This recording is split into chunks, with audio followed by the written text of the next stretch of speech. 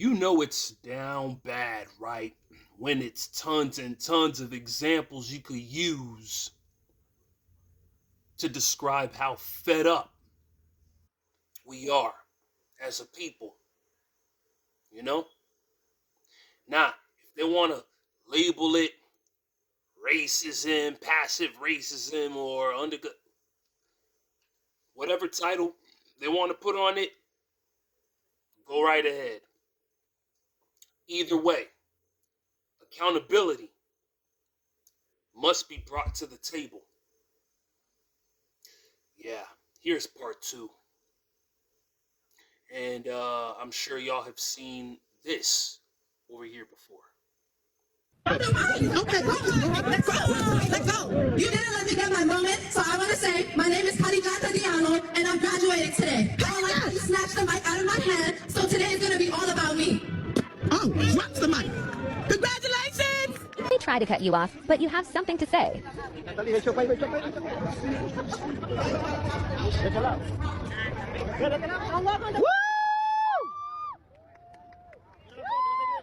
Get happy with it. Brian Amadis. Hey, I want the mic. Let go. You didn't let me get my moment, so I want to say my name is Karijata Diallo, and I'm graduating today. I don't like how you snatched the mic out of my hand, so today is going to be all about me. Drop the mic. Congratulations, girl. Imagine how stuck up one person has to be in order for one to do that on graduation day. Yeah. I don't know. It's quite corny how they brag and boast about how they're the quote unquote most educated demographic, right? But they make the dumbest life decisions. Not including the first five. Please name 5 books in the Bible. You should have asked her that. I don't even know why I asked that. I knew you didn't know. Walk by faith, not by sight. What? I can't answer that. 5 books in the Bible. The Bible is a book. The book of Paul. Hi, I'm Paul. I'm not religious. Genesis, Leviticus, Job, Psalms. Who? Psalms. Genesis, Exodus, Deuteronomy. Genesis. Not including the first 5. Leviticus. Deuteronomy. None of books. Okay. Theologians. Who? Absolutely not. Like, come on. What's this all about? I just don't get it. It makes no sense to me. They bragging, they do all of this yapping, talk about they're more educated, this and that, but then again, they're the broke ones. They're the ones in student loan debt. They're the ones looking for dudes to blindside and finesse and use the legal system against them. Would you date a man who says they're the prize? No. No. Fuck no. No. No. No. Hell no. Hell no. Hell no, bitch. I'm the prize. I mean, if he gonna do his bit when he feel like, he the shit. He the shit. Tell me. I feel like a man with confidence is top tier. But don't think you can overpower me, baby. I'm always the prize. What makes you the prize? Look at me. I feel like I'm the prize because I'm the woman and the man is supposed to be a leader. My worth and I'm independent. That's what I bring to the table. At the end of the day, I'm a female. I don't know. I'm smart, very intellectual. Stop the cap. Name 4 countries in North America. Is Africa a country? Wow. What an impressive school system we have. Is Africa a country? Very intellectual. Boy, ain't no way, boy. Can't get this. I'm a mother.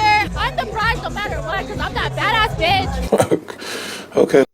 Yeah, strong and independent. And funny enough, right? They try to make it seem as if other races of women, most especially white women, I don't know what their obsession with white women is.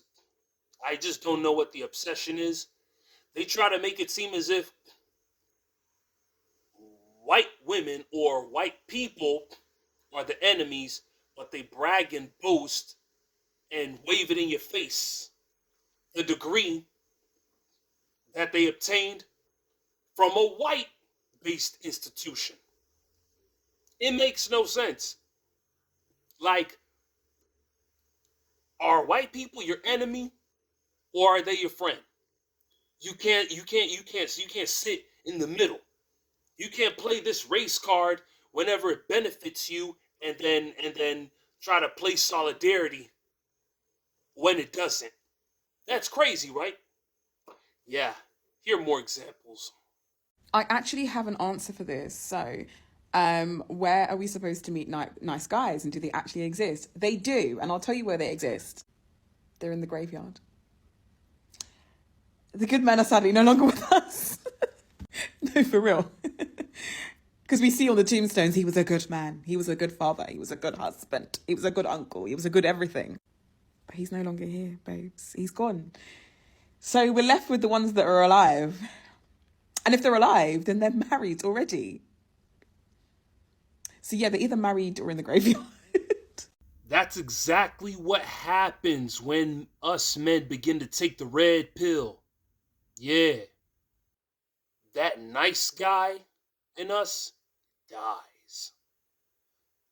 You thought you was taking a dig at masculinity? No, you're actually confirming that narrative. Yes. No more Mr. Nice Guy. That passive aggressive, that frail dude, that weak dude, the naive dude, the delusional one, the mama's boy, the believe all feminists, the ones who had this mentality of the black woman is God. Yeah, it's gone. That's exactly what happens when there is a shift, when men begin to wake up. That's exactly the reality of what happens to a man the moment he takes the red pill. And please, for the sake of good humanity, lay off them fats, okay? Lay off all that fried food. Please. You look ridiculous with that zit on the side of your forehead. You look nasty. Looks like you don't take good care of yourself. I wonder why you ain't got no man, because no man want to be kissing zits. Mess around and catch zitinitis. Grow up. Next. There's a group of men out there that call themselves the passport bros. Now, for those of you who do not know what the passport bros are, as the name implies, passport bros. These are the men typically from the USA or UK mainly. They believe that Western women are a lost cause. They believe Western women are terrible. They are terrible in dating. They are not traditional anymore. They're bad. Okay, I'm going to make a video on this. I'm going to show you exactly what I'm talking about. But passport bros, they have a very negative view on Western women. They demonize them. Okay? Now, my take on this passport bros is this. I don't care what you do. Do whatever you want to do. But one thing I've noticed about these so-called passport bros is a lot of them are unattractive. Yes. Now, when I say unattractive, I don't always mean physically. You have some decent looking ones. But a lot of those guys that call themselves passport bros that demonize Western women, a lot of them, they're very unattractive mentally. So even if they look good on the outside, when you hear them talk, once you hear their perspective, you realize, aha, I see why the women don't want you. You're a terrible guy. You're a bad guy. You're not a good person. What do you know? Another overgrown soy boy caping to the rescue of the toxic gynocracy that we got here in the West. Yeah, don't worry. It's just a matter of time before he finds out that all of that over-the-top pandering to modern-day broads here is seen as utterly repulsive. You see, this is cope. All this is cope. We all know it's cope. This is exactly the last resort that these frail, weak soy boys in the black community, thus the name black fatigue. You see, it's people like him. That's why the term was coined, black fatigue. You know what he reminds me of? This is what he reminds me of.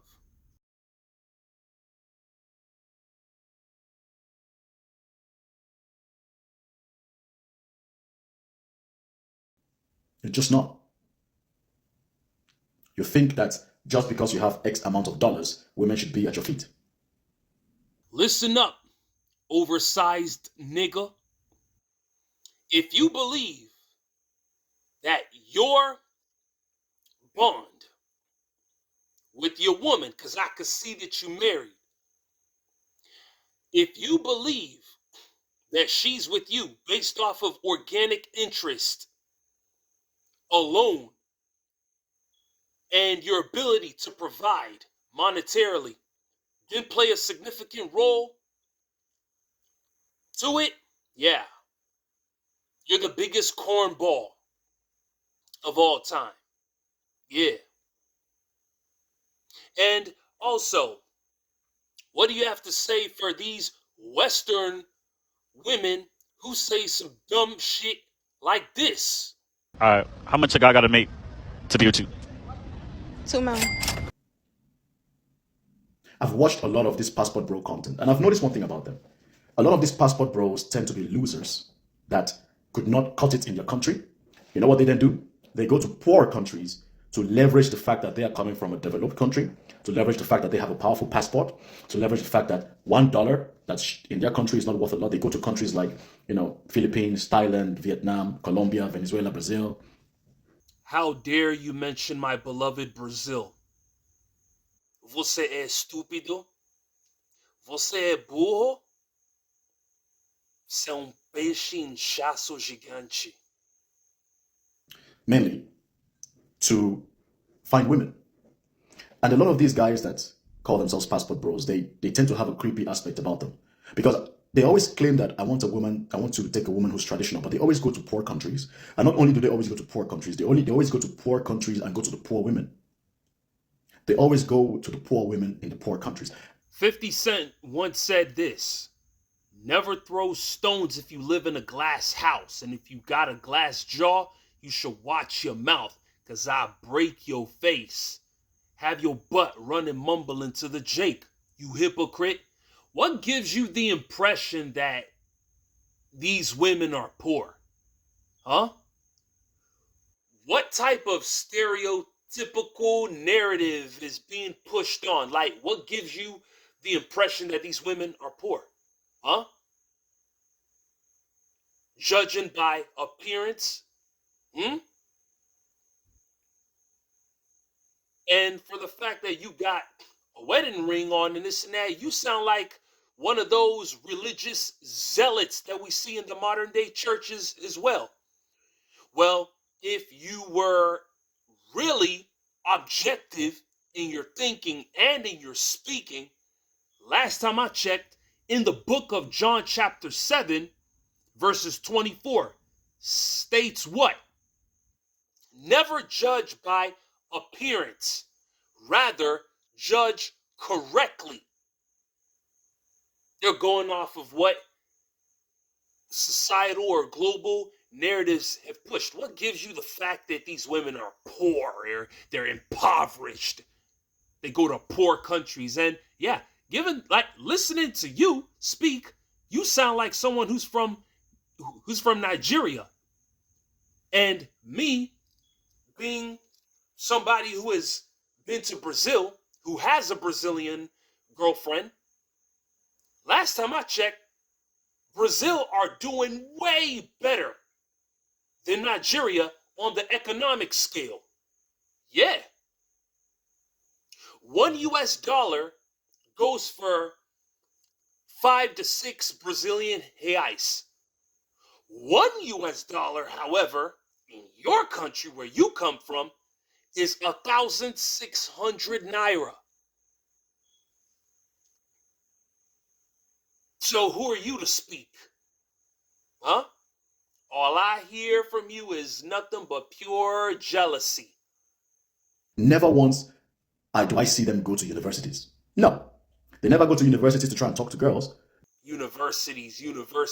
Why should we go to the universities when universities today are nothing but indoctrination camps? Don't nobody want to marry an indoctrinated broad. You better do your research before you start blabbering, you overinflated punk. They always go to the red light districts. They always go to the villages. They go to places where the women are desperate for money. Yeah, and the women in the villages from your side of Nigeria are not desperate for money. Yeah, they're just content with living in struggle. They are content living the way that they are living. If they see some sort of financial bailout, they are not going to take it because they are just content with staying in the village. Right? Yeah. Smart. Indeed. That's what they do. They go to places where the women are, in general, looking for a way out. And they focus more on the looks of these women.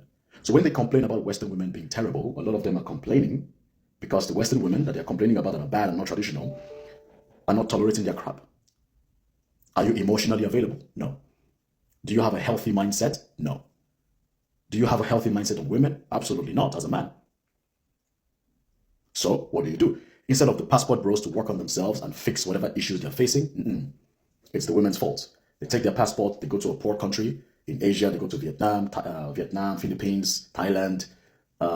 Very rarely will I see them go to Japan, go to Singapore, go to countries that actually have a lot of development. China even. It's always the objectively poor countries compared to the other Asian countries that they go to those ones. And same thing in South America. First off, use a panderer, use a voyeur, and use a pocket watcher. And you oversized. Bruh, it can't get worse than this.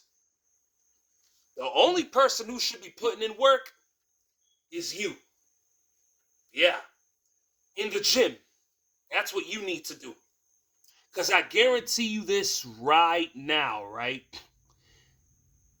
If you continue to remain in your oversized state, yeah, the hypergamous instincts of your woman will get triggered when she sees a ripped and jacked dude who walks this earth like a warrior, who lives life on his own terms. Yeah. Who are you to tell us where to go with our money? Yep, this is black fatigue, y'all. This is why that term, black fatigue, got coined. Because we got miserable dudes who decided to get married. Yep, I see that wedding ring on your finger is beginning to feel like a handcuff. Right? Brazil, Colombia, which other one is there? Jamaica for some, And when they go to these countries, they always go to the poor regions, red light districts where the women are looking for a way out. So those passport bros are creeps. You're creeps. You are creeps. Now, I'm not saying you are wrong that dating has changed in the West, but I still believe if you are a decent looking man and you have a decent mindset and you are focused on the right things, you will still have success in dating when it comes to the West. So a lot of these passport bros are creeps. They complain about Western women, but at the same time, they fly to Eastern Europe too. Eastern Europe, Asia, Latin America, to the poor countries that need money. And they don't go to universities, they don't go to work functions to try and talk to women that actually that are educated. No, they go to red light district, they go to poor regions, villages, and try to pick up women and say, I'm looking for my wife. But please, are you really looking for your wife, or you're looking for somebody to stunt on because you have the money? If you take $1 to a poor place, it's worth more. You also want to leverage the fact that you're coming from a Western country. You can use that as a stick, as a carrot. You know what I mean? The carrot and stick approach. Wave it in front of your face so that they can chase after you. You are a creep. Hey, yo, I could bet you this right here. This is exactly his experience every night when he goes to bed.